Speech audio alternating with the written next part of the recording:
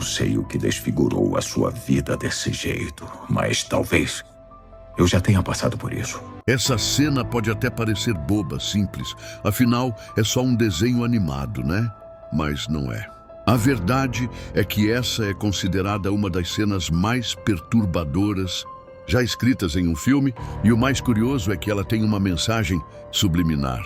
Um paradoxo que poucos entendem, mas eu vou te explicar. Só que para que você entenda, eu preciso te contar rapidamente o que acontece com o Coringa antes dessa cena. Essa cena é do filme Batman: A Piada Mortal, um dos raros filmes do Batman que ousa explicar a origem do Coringa. Vemos o seu passado, onde ele é apresentado como uma pessoa normal. Desculpe, eu não queria descontar em você. Já tá sofrendo bastante. Casada com um otário. Amor. Um homem comum com dívidas, aluguel atrasado, uma esposa grávida em casa e o desespero de quem sabe que o mundo real não tem piedade. Vemos o seu passado, onde ele é apresentado como comediante e não tem muito sucesso no que faz. Então ele decide fazer um assalto. Mas acontece algo que mudaria completamente sua história dali para frente. Sem experiência e completamente perdido, se assusta e cai dentro de um tanque químico. Ele sai pelo esgoto infectado e, em meio ao desespero, começa a chorar. Só que, de repente, esse choro se transforma em uma risada psicopata. Essa cena é simbólica. O choro virando risada marca transformação. Ali morre o comediante e nasce o psicopata, o Coringa. Ele simplesmente desiste e se rende para a loucura. Ele não aguentou. A dor era grande demais. A risada parece ser a forma que ele encontrou de lidar com tudo isso. Sua única defesa contra o mundo, que já não faz mais sentido. Rir para ele virou uma espécie de vingança, de responder ao absurdo do mundo com um absurdo ainda maior. Quando ele sequestra o comissário Gordon, vemos mais uma frase perturbadora. O que eu estou fazendo aqui? Você está fazendo o que qualquer homem são, nas suas circunstâncias graves, faria. Enlouquecendo. Por que você não vê a graça nisso? Até esse momento, sua única preocupação era provar que todos são como ele e podem sim enlouquecer. Mas depois do que vê, ele parece desistir de provar seu ponto e decide simplesmente eliminar seu inimigo. Mas quando aponta a arma para ele e aperta o gatilho, ele se frustra com a piada.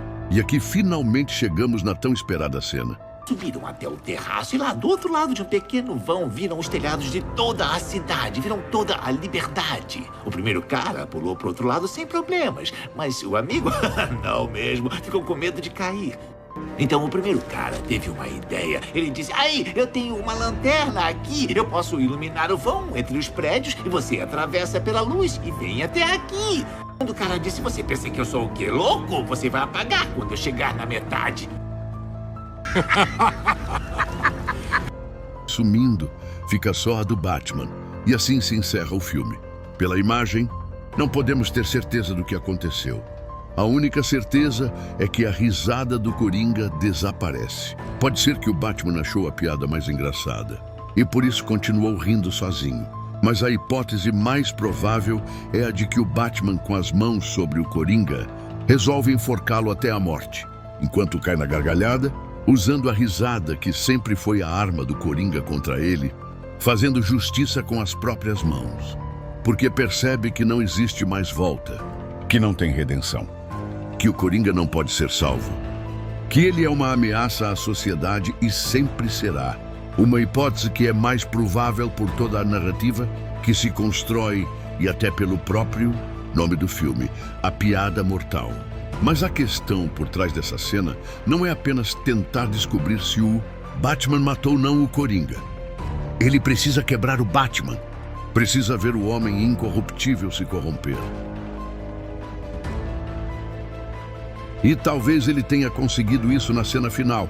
Se o Batman realmente o matou ali, ele viu o símbolo da virtude romper o próprio código moral.